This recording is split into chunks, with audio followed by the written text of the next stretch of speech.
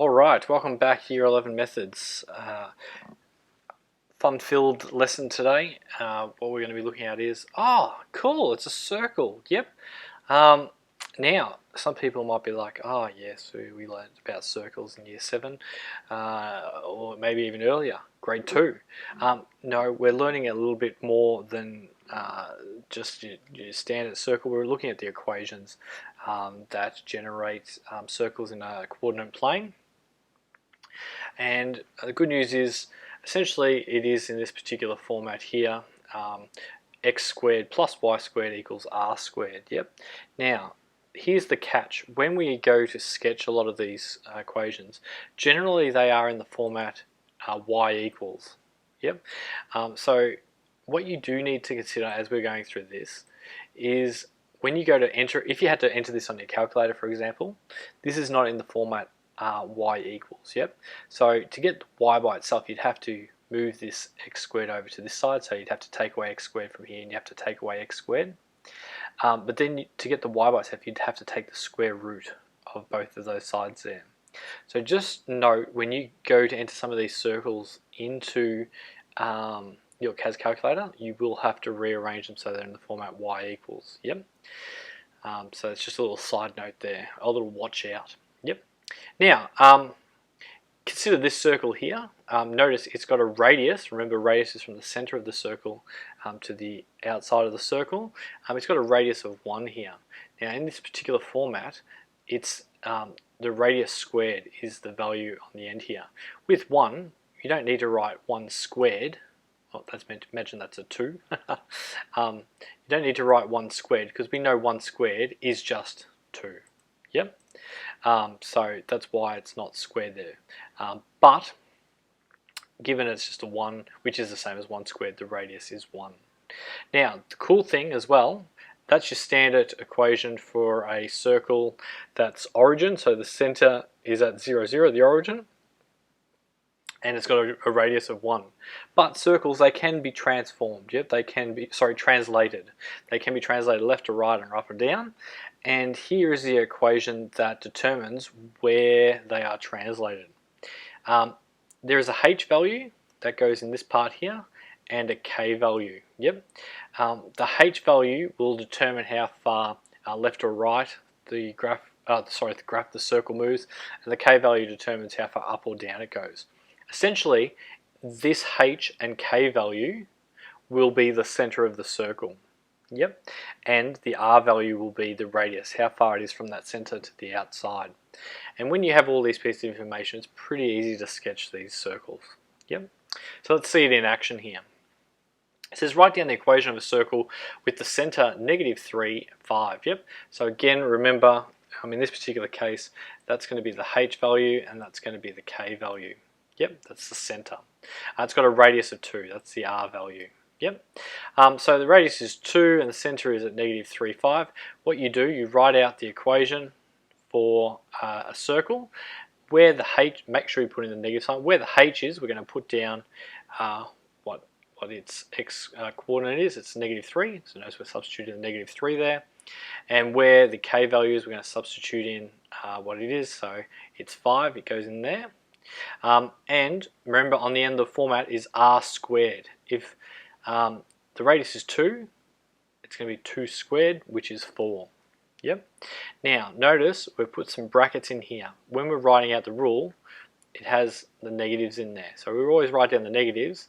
Then in brackets, we're writing in what we're substituting it in. So because we're substituting in h is -3, realistically, when you simplify things down, a negative of a negative is a positive. Yep. So that's where that changes there. Hence, we get the equation for a circle that has the center at -3 and at 5. And it's also got a radius of 2. Yep, because that's really an r squared value, which is 4. Cool. Next one, it says here, if the equation of the circle is given, the radius and the center of the circle can be determined and the graph can be sketched. Cool. So this time they have given us the equation of the circle. Hopefully you should be able to start to identify it's in this format, sort of like the x squared plus the y squared value equals the r squared. Yep. So here, remember, this here is the h value. and this here is the k value. So from that, you should be able to see that the center of this particular circle is going to be at the coordinates 1, 2. You can see we put it there as well. 1, 2. Actually, it's already got a dot there. I don't need to draw it in there. Also, as we said before, that value is the r squared value. Imagine, imagine that says r squared. So to find out what r is, you just need to take the square root of this number. Square root of 4 is 2. So r is 2. Cool. So the radius, you should see from the center once you put the dot on, 2 from there. If you go up 2, you're at 4. You can see if you're at 1 here, you can see the radius is 2 back this way. Goes back to -1. Radius here of 2, from 2 down to here is 0. From here, 1 across goes to 3. Yep. So you can see the radius is 2. Distance from the center to the outside is 2. So you should be able to sketch the outside of the circle. Yep. Because the radius is 2. They're also saying, hey, you could also check and actually calculate where it crosses over the y-axis, so what the y-intercepts are. Yep. So remember, to calculate y-intercepts straight away in methods, you should be able to go, hey, y-intercept means x equals 0. Yep. So you go x equals 0, plug x equals 0 into the just x equals 0 into the equation, which is what we've done here, which gives us this. Rearranging things, that 1 goes over here, take away 1 from both sides. You need to take the square root of this side, and you need to take the square root of this side. Remember, when you take the square root, it can be both the positive and negative of 3 on this side. Yep. So rearranging things, you end up with y is equal to 2 plus or minus the square root of 3. Now some of you are probably like, how did that happen? So as I said, if you take the square root there, and you take the square root there, you end up with y take away 2, take away 2 is equal to plus or minus the square root of 3. And then, because we're adding 2 here to have this one by itself, when you add on 2 to this side, you don't need to write plus or minus, or you could write plus or minus the square root of 3 plus 2, or it's the same as putting the 2, writing the 2 first, plus or minus the square root of 3. Yep, it's positive 2's over this side. It's just the order in which they have written those there. Hopefully you understand that explanation. Cool, this one here, it says sketch the graph of the circle. Now, they're trying to trick you a little bit here. Remember, the format for a circle has negatives in here. Okay, so this is really the same as negative 1. Oop. Which is positive 1 there. So the actual h value is negative 1 here. Yep. And likewise the k value is negative 4. Now the way I remember it is I just look at the bracket and go, okay, what does x have to be to make that bracket equal 0? Okay, that bracket would have to be negative 1. Yep. Up to you how you guys remember it, whether you remember negatives or things like that.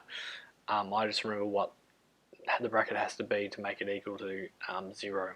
Here, likewise, same difference, it's going to be negative 4. Negative 4, so the k value is negative 4. Oh dear. Imagine that's a 4. Cool. So you can see the center of the circle is going to be at -1, -4, which it is. Yep, that's reading it from the graph. Here, remember 9 is the r squared value. Yep, so to find out, so if 9 is the r squared value, you have to take the square root of that, you have to take the square root of 9. Hopefully you know that the square root of 9 is 3. So the radius is 3. So from that center, you should be able to see that each direction there is a distance of 3. Yep. Cool. Likewise, they go on a little bit as well, and they say you can also calculate where it crosses over the y-axis. As we said before, you need to make x equal to 0. Making x equal to 0, I'm substituting that in. 0 plus 1 is 1 squared, which is 1. 1 plus the rest of that. Rearranging things like we did before. you end up with negative 4 plus or minus the square root of 8. Hopefully you remember how to simplify your surds. Remember, the square root of 8 is the same as the square root of, that's not a square root sign, square root of 4 times 2, oops, times 2, which is the same as the square root of 4 multiplied by the square root of 2, which is 2 root 2. Yep, you will have to remember how your surds work there. So you can calculate where it crosses over the x-axis there. Cool. Circles, yes. Oh, wait a second. It says the equation of a circle may not always be written in the format that we've just been speaking about. Oh, that's no good. What they can do is they could write it in an expanded form. Yep. So if you wrote that out and you expanded everything out, blah, blah, blah, blah, blah, you'd end up with a big generalized format of the circle, yep, which is this one here, x squared plus y squared, take away 2hx, take away 2ky plus c equals 0. That's the general form of a circle, yep. If they give you that here, and you have to calculate the radius and the center of the circle and things like that, you'll have to turn it back into the other format that we had initially. And the way to do that is to complete the square for both the x and y values. Yep. So what you would do, you would group the like terms. So writing it out, I would write out all the x terms. You write it x squared, take away 6x. This is not going to work too well, I don't think. Take away 6x. And then I'd write out the y values, y squared plus 4y after that, and then take away the 12. What you then need to do is complete the square on both the x terms. So remember here, if you've got x squared take away 6x, you have to complete the square there. So completing the square, remember it's half this value squared. Half of negative 6 is negative 3. Negative 3 squared, negative times negative is positive, so it's going to be positive 9. Yep, that's how they get that. Remember, when you're completing the square, you can't just add on 9 with no consequence, because you add on 9, you need to take away 9 to keep the equation balanced there. Yep. So we've completed the square for the x terms here. You need to do the same for y. So we had y squared plus 4y. Completing the square, half of the 4 is 2. 2 squared is 4. So we're adding on 4. So we completed that square there. Don't forget, if you add on 4, you also need to take away 4.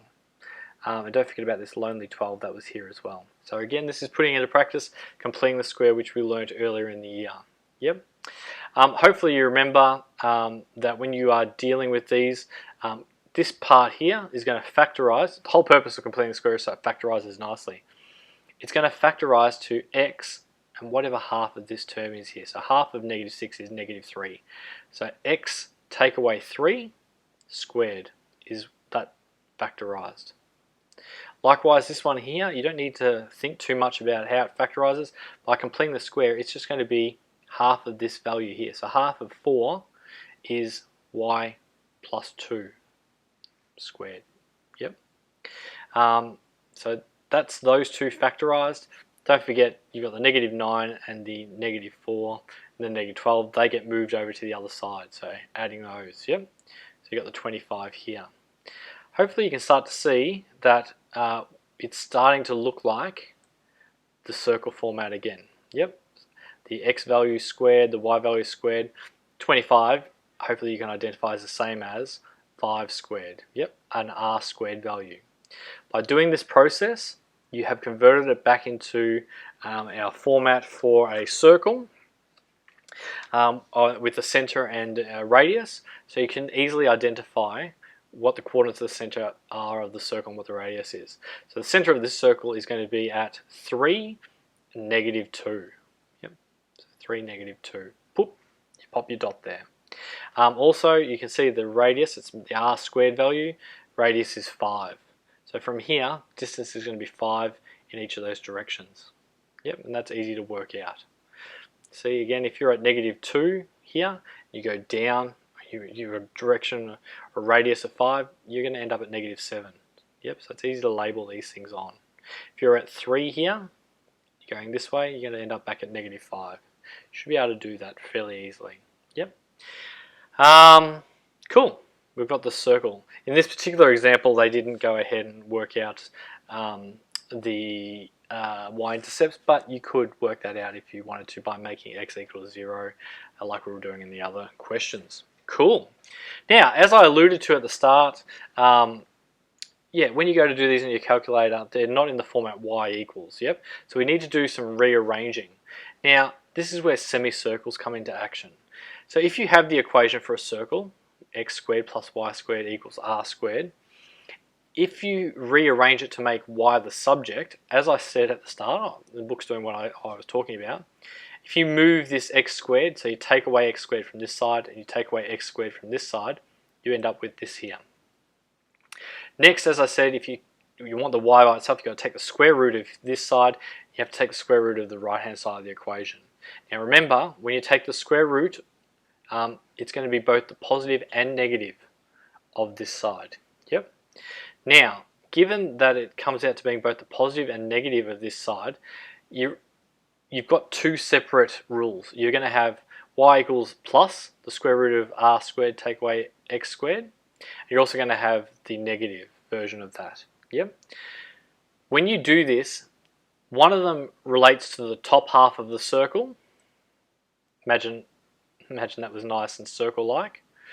And the other, the negative, is going to relate to the bottom side of the circle. Imagine that's a real circle there. Yep. Cool. So when you go to actually type these on your calculator, if you just type in the positive version, and a lot of people say this when they start doing this on their calculator, oh, it's only drawing half a circle. Yeah, you'll actually have to type in two equations. One, the positive to do the top part of the circle, and you'll have to type in the negative as a separate equation to draw the bottom half of the circle. Yep, to get the complete thing happening. Cool, let's have a look here. It says sketch the graphs of the following. It says y equals plus the square root of 4 take away x squared. Okay, so again, you'll notice in this particular format, this value here is the r squared value. Okay, so an r squared value means that that's going to be really r2 squared in there. So it's going to have a radius of 2. Also, note that this one hasn't shifted left or right or anything like that. So the center of the circle is going to be here. Now if it's got a radius of 2 from here, it's going to go out 2 and so forth and so forth. But the part that you need to be concentrating on is whether it's the top half of the circle or the bottom half of the circle. Remember, these are only semicircles. So this positive here is the top half. Yep, so that's in the positive section. Likewise, similar here. Again, we've got 4, which is the r squared value. So r is really 2, so radius is still 2 for this one. But it's the negative. It's the same, but it's the bottom half of that semicircle. Oh, this full circle, sorry. Likewise here, you can see similar types of things that are going on, except note this time we've got x is equal to rather than y is equal to. And notice what happens, it flips the circle to looking at the left and right of the y-axis. So again, we're looking at this particular part. If you're dealing with the negative version of this, it's the left-hand side of the y-axis. And here, if you have the positive version when it's x equals, you're going to be doing the right-hand side, which is pretty cool. Last thing I want to talk about today, I've had lots of maths today. It says here, sketch the graph of y equals -2 plus the square root of 49 take away x take away 2 squared. Cool, so at the moment, you're probably like, that's not really in a format that I'm really familiar with. Yep. So what you need to do is you would rearrange this so that's in the circle sort of format. Yep. So what you would need to do to undertake that is you would need to move this 2 over to this side here. So you need to add 2 to both sides. From there, so you're going to adding 2 to both sides, you end up with y plus 2 is equal to this. You then need to get rid of this square here, you'd have to square this side and you'd have to square this side. So you'd have y plus 2 squared is equal to 49 take away x take away 2 squared. You'd move this by adding this to both sides back over to here. Essentially, by doing that process, you'll end up getting to this line here. Yep. You might have to spend a little bit thinking about it, but rearranging it, you will get to this here. Now, again, given that with the part here where it's a square root of 49, sorry, take away sort of the x squared part, because we've got the positive part here, remember the positive part is just the top half of the circle. Yep.